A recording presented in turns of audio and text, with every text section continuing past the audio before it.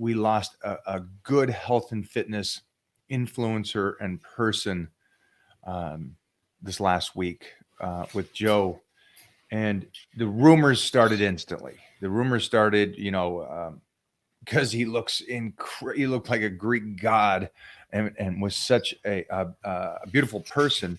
Instantly, the rumor mill went right to, oh, he died because of that. He died because of whatever he was doing, and there was no other concept. And again, it's the people. What do you say about things like this? I don't know if he ever stated or if it's a record somewhere that he took anabolic steroids, but it would be a reach to believe that a 30-year-old would have extant coronary artery disease.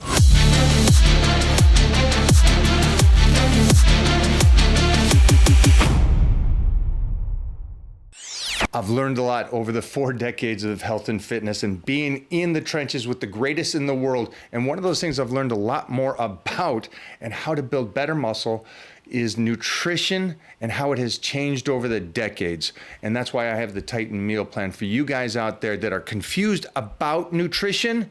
I'm going to set you straight. Get a hold of me today. The link will be in the comments down below for you guys. Everybody, get over to the Titan meal plan, and I'll see you in the Titan crew where I will fine-tune any difficulties that you're having. Okay, so let's rock and roll on this, Jeff. Is that He-Man over there? No, that would be the Titan, the real He-Man. Boy, I stepped in that one, didn't I? Yeah, you did. Yeah, you did. All right, here we go.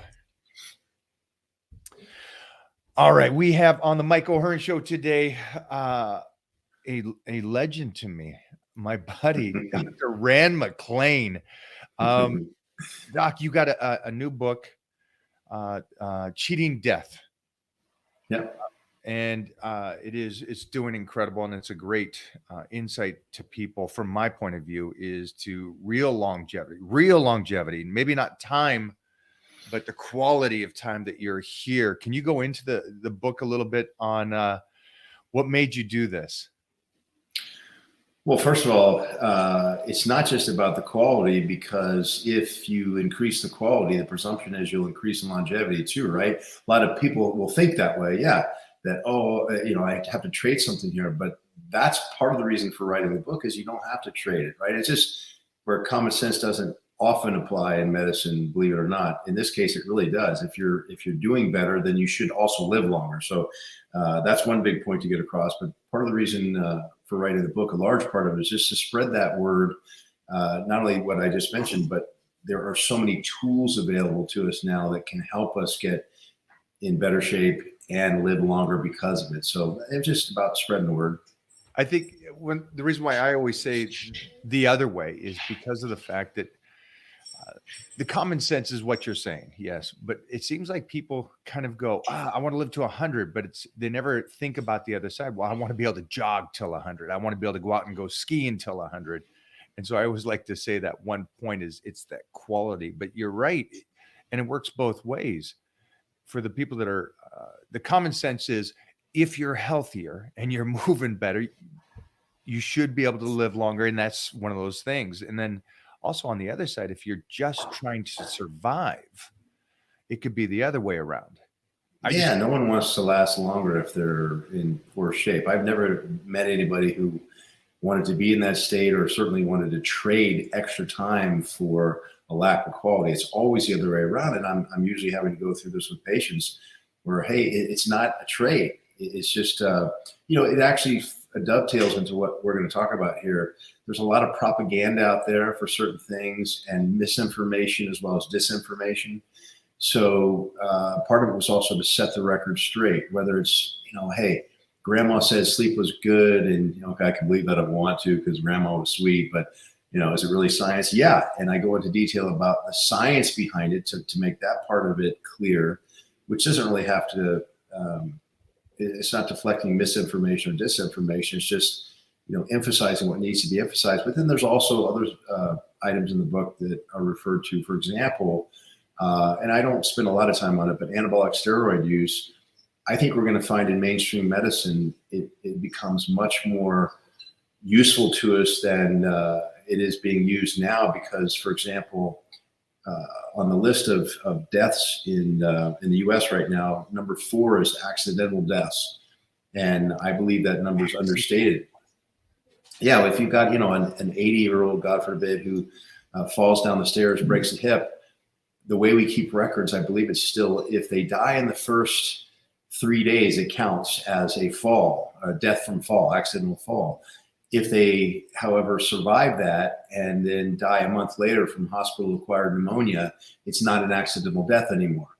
And so I think those numbers, in other words, are understated. And if we can use something as simple, and it really is simple, and it's not dangerous like people think, when applied properly, just like aspirin or Tums can kill you if you misuse them, then I think we'll find that it helps with the functional muscle that needs to be added to keep, those of us that are getting frail naturally with the passage of time from having a fall, etc. How do you, this is going to be the hardest thing. For me, living in this health and fitness world my entire life, how do you overcome the concept of the average person versus the bodybuilder stereotype? So it's the average person goes, there's no way that doing anything in this realm, this HRT realm, could be beneficial, because look what it does to bodybuilders. You know what I mean? It's just that common, the Joe Blow who has no idea. How do we talk to them and say, and give them advice on, wait a minute, hold on. We're not talking about bodybuilding. That has nothing to do with that. How do you do that? Well, again, part of the reason for the book is to dispel the rumors, the misinformation, disinformation, and explain, for example, there is a difference, a huge difference between a steroid such as testosterone that's naturally produced in the body, or estrogen or progesterone. They are steroids, meaning made from cholesterol, okay, versus an anabolic steroid, which is not naturally occurring. It takes one of those molecules, for example, a testosterone molecule or testosterone-like dihydrotestosterone, and by adding or removing a ligand here and there, you change the way it works when it goes into the cell or activates the cell. And in the case of anabolic steroids, the changes are designed to increase the ability for muscle accretion, while still maintaining most of the other effects of testosterone, which include, energy, libido, just a general sense of well-being. Testosterone is a natural antidepressant. But to educate people that there is a difference, I mean, just think about how it's termed. People say, oh, that guy or gal's on steroids. Well, everyone's living with steroids because it's naturally produced. What they mean to say is anabolic steroids. And even physicians confuse this if it's not their specialty. And so, yeah, a lot of it's just dispelling the rumors and convincing or explaining to what you call Joe Blow or Josephina Blow that, that's not what we're talking about here. We're talking about TRT, testosterone replacement therapy, doing just that, replacing what Mother Nature is no longer making for us. So the rumors, the common Joe's mentality of what they think HRT in that world of TRT is. Speaking of rumors, we lost a good health and fitness influencer and person this last week with Joe, and the rumors started instantly. The rumors started, because he looked like a Greek god and was such a beautiful person. Instantly, the rumor mill went right to, oh, he died because of that. He died because of whatever he was doing, and there was no other concept. And again, it's the people. What do you say about things like this? Well, first of all, I'm not his physician, and we only get to hear what is presented to us in the media, whether it's a collection of all the facts or not. As you put it, it's the rumor mill. But first of all, for a 30-year-old male to have an aneurysm burst is very rare. For a 30-year-old male to have an aneurysm period is rare. From what I've read, if we assume it's true, there's a familial component there. And certainly if you have a first-degree relative or more, then you're much more likely to, that has aneurysms, or an aneurysm, but you're more likely to have one as well. So it's very likely, based upon what I've read, that that's what he had to begin with. Now, I don't know if he ever stated or if it's a record somewhere that he took anabolic steroids, but it would be a reach to believe that a 30-year-old would have extant coronary artery disease. You know, at 30, could you have hypertension? Yeah, but as you said, the guy was in impeccable shape. So that's a pretty big leap to say that this guy had anything wrong with him at age 30, where, for example, if we were to image him, look at his blood vessels, it would be highly unlikely that he would have plaque in his arteries. It would be what we call a low yield test. We would expect to find it, we probably wouldn't. So if it were the case, however, that he did have hypertension or he did have plaque in his arteries, then you could say, well, the addition of anabolic steroids, if you didn't compensate for an elevation in the so-called bad cholesterol, or you didn't treat hypertension, then you could say it contributed to a pre-existing condition. But to state that that's what caused it, which I think is the point you're trying to make, is really pretty far-fetched. I mean, that's, yeah, I'm not buying that one. If you are confused about training, do not worry. That's what the Titan training plan is for. For you guys to subscribe to this plan, you also get the additional coaching from me in the Titan private group. Get in there today, and I cannot wait to start working with you and making your dreams come true. Let's get back to the show. The one thing that always, I guess, frustrates me, but I'm an old cat, is that the basic Joe out there thinks, basic person, sorry, I'll say that because who we lost was named Joe. The basic person thinks that everybody's born the same. Everybody's got the same genetics. They're the gifted. Everybody has the same chance. And I'm like, this makes no sense to me. People are born with issues, and life is not guaranteed that everybody's living till 100. Right. And so it always just makes me wonder that if there is something with HRT and TRT that can help you enhance your life as you age and make you better, that's pretty awesome. But again, it doesn't work for everybody the exact same way. And for people out there that just go, no, it's okay, I'm good, I'm going to go until I'm 50, then I'll go see the doc. And it's like, my point of view on things is try to figure out your health as you're going along. I you know, again, in my family, I lost my dad way too young for silly things that he could have got a checkup and survived through. And so my thought is get in there, get your blood work done, make sure what's going on with you. And then, you know, get on a healthy path from an early start. And I guess you get a, what are they calling it? A baseline with your numbers on what's good and what maybe needs to be fixed. What's your recommendation for people out there that don't want to get blood work, don't want to check up on them because you don't need it until you're 55, 60? Don't be a knucklehead. The sooner the better. You know, the sooner you can get data points, the better.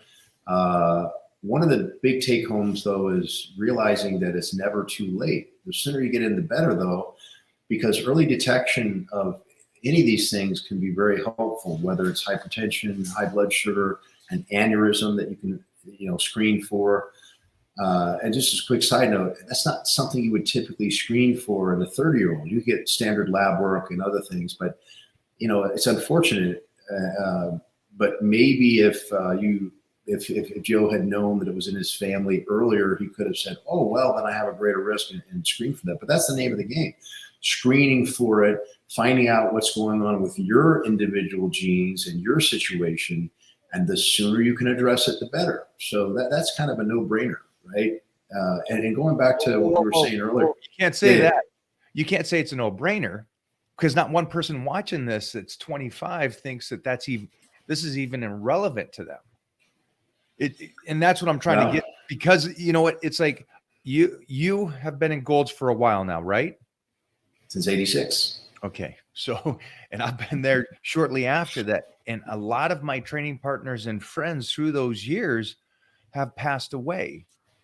And as young as 26, as young as 28. And then people know some of my training partners who passed away later on. But it's the point is, this is also a youngster in the sense of those 20s and 30s, get in there, get checked, and don't just assume that it's later on. And I think that's the biggest part that I try to talk to people and say, because I started this so young, I was already, my parents already took me to the doctors at 17 because they thought something was wrong with me. I was eating so much.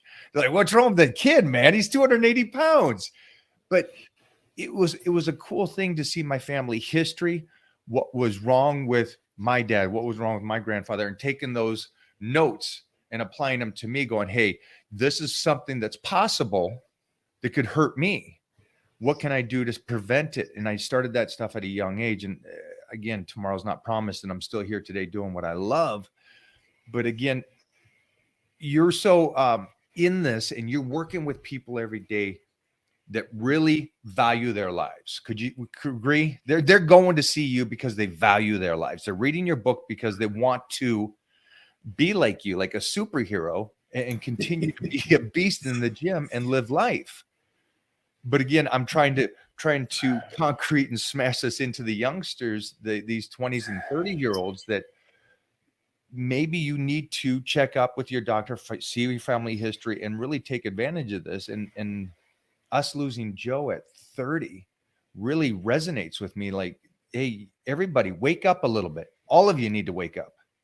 Mm-hmm.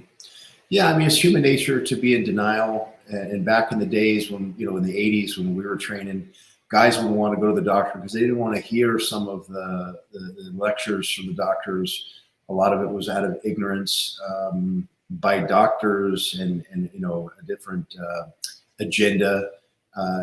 But you combine that with, again, our nature to stick our head in the sand rather than face things. I'm not saying it's right or wrong, or I guess I'm just saying what it is. But to your point, we should overcome that.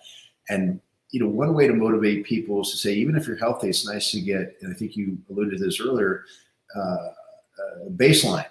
So you see, okay, what is my norm, even though I'm feeling great? And yeah, that's part of the whole message in the book, is to tackle this early. Again, it's never too late, but the earlier you get on it, for example, harvesting your stem cells, you'll have younger stem cells in storage, which will be more powerful than if you wait till you're 60 to start harvesting cells. So, all these things, yeah, you make a point, and your point again is well taken. It's a no-brainer to those of us that think about it. But at the same time, there's only so much you can do for people who don't care about it. I do boast that I'm blessed in that I don't see sick people. I see people that want to optimize their health, and that's a blessing. But that's a different ilk, as you well know. I mean, not everybody goes to the gym or even likes to exercise, which is unfortunate. And again, you can only do so much, but that's part of why we're talking right here, because maybe someone will listen to this, even if it's just one person, say, okay, well, if you put it that way, or now that I think about it, maybe I should go get this checked, and you might save a life in that, again, and not to speak anything in any way but a sympathetic way to Joe. If he had maybe paused and asked around, or maybe he didn't have, I mean, you're a freak of nature. So it was easy for your parents at 17 to say, well, let's look at what's going on here. There was reason for it. But for someone who's 25, 30 years old and otherwise is doing great and looks like Joe did, there may not be as much impetus unless you say, hey, wait a minute. And that's hard to do, especially for people that are going, Mach 10 with their hair on fire and everything's going great for them. But again, to your point, and I'm belaboring it too much, get it done. It doesn't take that long to do, a modicum of tests that'll keep you healthy and at least get a baseline for later on to compare.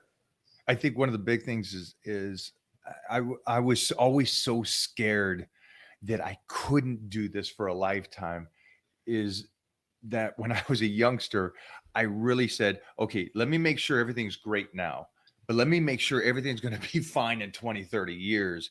And I know that's a weird approach to this world that we live in, but I was always thinking about later. I was always thinking the 10, 20-year road. I still want to be doing this reverse bench 500 and have my wrist and bones so strong that I could break something. But that was my approach. And now, with as much discovery and research as you and the world has done with this, moving into this HRT kind of world, it's amazing what they're coming up with and the studies and the proof to it. And I'm so excited for my son as he grows and grows and grows and grows to the possibilities of making sure he's healthy, making sure that he grows right, making sure that we got better nutrition for him compared to when we were growing up. And again, I really want to talk to you about these youngsters out there to make sure, stop assuming one thing, but make sure to see a doctor, make sure to get in and check yourself at all ages. And again, it really shocks the world when we lose somebody at that. Nobody should go that age. It's nobody should die. I get that. But the point is 30's 30. 30 is way too young to lose somebody. And I don't know if there was something more to it health-wise, but for anybody out there that's in the health and fitness world, don't just think about right now. Think about the future. Think about 10, 20 years and try to get in to see somebody and learn by picking up, again, your book. Where can they pick up your book right now? Amazon. We have a website called Cheating Death. I think there's, all the major outlets, Barnes and Noble, et cetera, are areas where you get the book. And thank you for mentioning that, because, in the book, and it's not about self-promotions, to further our point, you mentioned TRT. That's just one avenue we have to pursue for better health. And this just presents a pretty easy template of things to look at, pursue, that you might cotton to or not, but ways to do exactly what you're saying. Start early at prevention, think ahead with prevention, and get that much further. And, not to fluff you too much, but you're a perfect example of how that works, and how over time, little things add up. The compounding of interest example they talk about, such that, if you start when you're 17, you can be, aren't you 91, 92 now? You Right, look pretty good for 91, 92. Yeah. Are you going to do an audiobook for some of us that are a little handicapped on the reading levels? Yeah, well, they have an organization for that called DAM, Mothers Against Dyslexia. Oh, here we go. See, you knew I was going to sneak one in there, right? Touche, my friend. We've had an audiobook out there that, of course, I wanted Morgan Freeman to read my audiobook, but he wasn't available. But we have somebody who's I ended up getting I was involved in choosing because he did such a great job. And I've had people out here in Hollywood tell me, who is that guy? So apparently he does a really good job. I haven't listened to the entire thing myself, but it's already on audiobook. Okay, there we go. I just want to make sure of that and get these people out there to listen to this book. And again, sitting down and talking with you, I love, because of the fact that it's beneficial to anybody and everybody. And it's not just the conversation about guys my age. I'm hoping that everybody that's watching the show gets to my age. And so this stuff is going to come in beneficial, is to follow Dr. Rand McClain and listen to what he has to say in depth of the snowball effect. If something goes wrong and then it interferes with something else, and so on and so forth. We'll go into that at a different time when we have more time to go into this. But the main thing is get in, talk to a doctor, get your blood work done, get a baseline, and understand what you're dealing with your genetic makeup. And not everybody's born the same. No. And it's easier to prevent than to fix after the fact. And, just one last thing I'll throw in there, an analogy that seems to resonate with people. Your car brake pads, you don't know that they're too thin until they start squeaking most times, right? Yeah. And at that point, it's too late. You might have to replace the metal portions underneath the pads and the rotors and a lot of stuff if you go just a fraction too long. So, and a lot of people don't do this when they get their tires rotated, or if they get them rotated at all, but they don't check the brake pads until, again, they hear the squeak. That analogy should be helpful for those who are thinking, well, wait, I don't hear any noise. Must be great. No, you might be right on the edge. Get it done early. Does that help?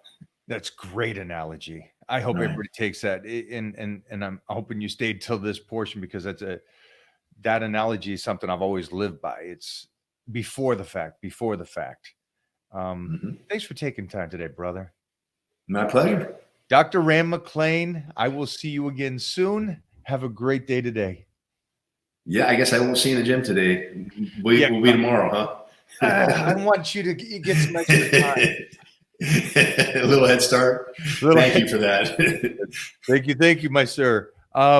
Thanks again, brother. Have a great. And again, if you guys don't know, my friend here took today, which is the 4th of July, to sit down with me to kind of go over this, because I begged him, because I think this is such an important discussion for the youth of today.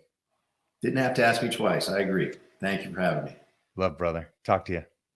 Ciao. As I stated, I really wanted an expert to talk about this and get you guys to stop assuming one aspect of it. If it is or isn't, I wish you guys would just take your health at a younger age more seriously, because I've had too many friends. I've seen too much, I guess you would say. It's not that I've seen too many friends. All of us know somebody that's gone way too early in life. And again, not everything, we can't prevent death, but at least we can be up on it and taking care of our health the very best we possibly can. And that's what today's show is about. Go read his book, Cheating Death. I think this is a huge thing for a good read and understanding what is available to society nowadays as well, especially you guys in my range, or you guys over 30 years old, 35, go to see what is possible. It does not mean you're going down the road of what society says is bodybuilding. That has nothing to do with this. This has to do with proper health. And so you're here kicking ass and doing what you need to do in life to be a true gladiator. All right. Enjoy the day. Have a great one, guys.